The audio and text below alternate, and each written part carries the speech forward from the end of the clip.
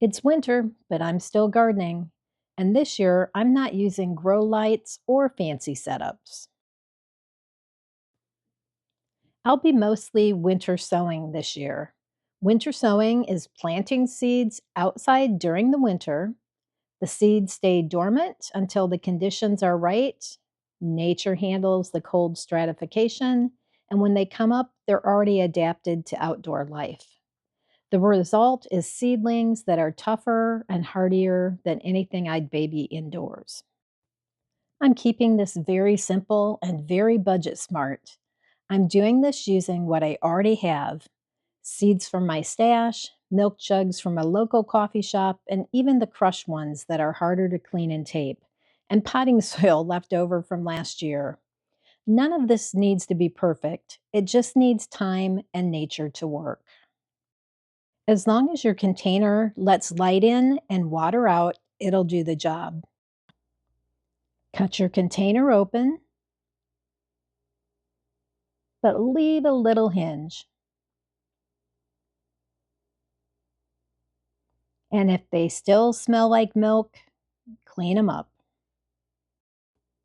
And this soil, it's from last year. It's still good enough. Just avoid using soil from your garden. And if you're using more than one kind of bagged potting mix, make sure they're about the same hydration level. This Pro Mix and the little bag of seed starter I added were a lot drier, so I had to add water. Then add your soil. What I'm planting and how heavily I plant depends on the seed. Some seeds I'll sow lightly. Either they were expensive, maybe I don't want that many starts, or I need to make sure how they'll behave here in Zone B 8A for Northwest Alabama. The technique, it isn't hard. Put the seed in the soil, tamp it down, add more soil to your packet directions, rinse and repeat. And using fewer seeds, you'll see me being a lot more careful with my seed spacing. Here's what I'm winter sowing lightly at 14 weeks out from my frost-free date. Eucalyptus. The seeds were a little more expensive, and I'm not sure how they'll do in our climate here. We may be too wet. I have 3 different varieties of cone flowers. They're all on the pricier side and they readily self-seed, so I may not need as many plants and I can always do more next year. The peony seeds were expensive, and to be honest, they're not being winter sown, but I did start them at 14 weeks out.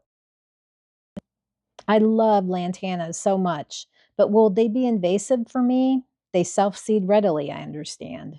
And broccoli and cauliflower. I have them both already in the ground in my winter garden. All the other seeds I'm going to sow heavier. These are older seeds, cheap seeds, seeds that don't store well, or plants that are known for poor germination.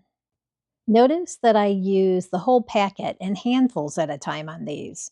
And if this is successful, it's really going to help me bulk up my garden beds without buying plants. Here's what I'm sowing heavier this year and why. Onions, I learned recently, the seeds don't keep year to year, which may explain my poor results in previous years. I have 3 varieties of lavender I'm sowing to expand a garden bed. Some of these seeds are inexpensive and old. These pink dandelion seeds found their way into my shopping cart somehow, but I have a plan for them too. Lysianthus seeds are inexpensive and possibly with poor germination. What do you think? Painted daisies. I love the colors and really any daisy, and I bought twice what I needed.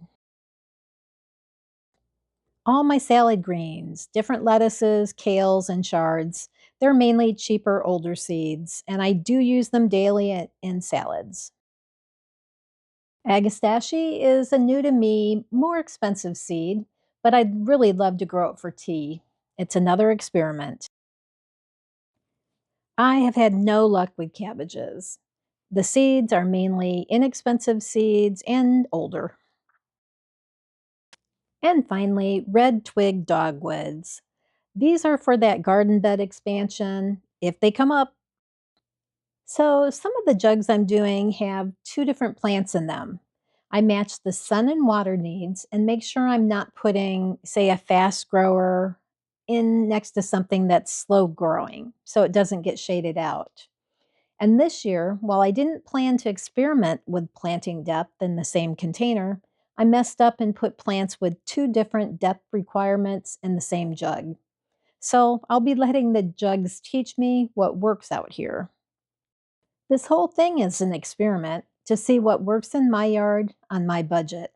I'm not chasing perfection, but I'm chasing results that make sense for my garden.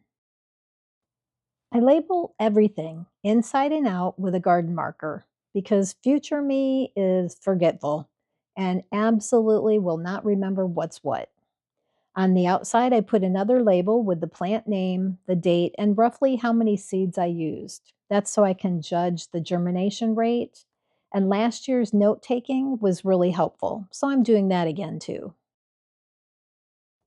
When it comes to taping, I don't go overboard. I use decent duct tape and just enough to hold things together. Once these are planted, they go outside and they stay there. Rain, cold temperature swings, that's all part of the process. They'll sprout when the timing is right, not when I want them to. But after they sprout, that's when I step in again, watching the water levels and protecting any tiny seedlings that come up from hard freezes. But wait, there's more. Three of the seeds recommended that I soak them in water from 18 to 48 hours before seeding.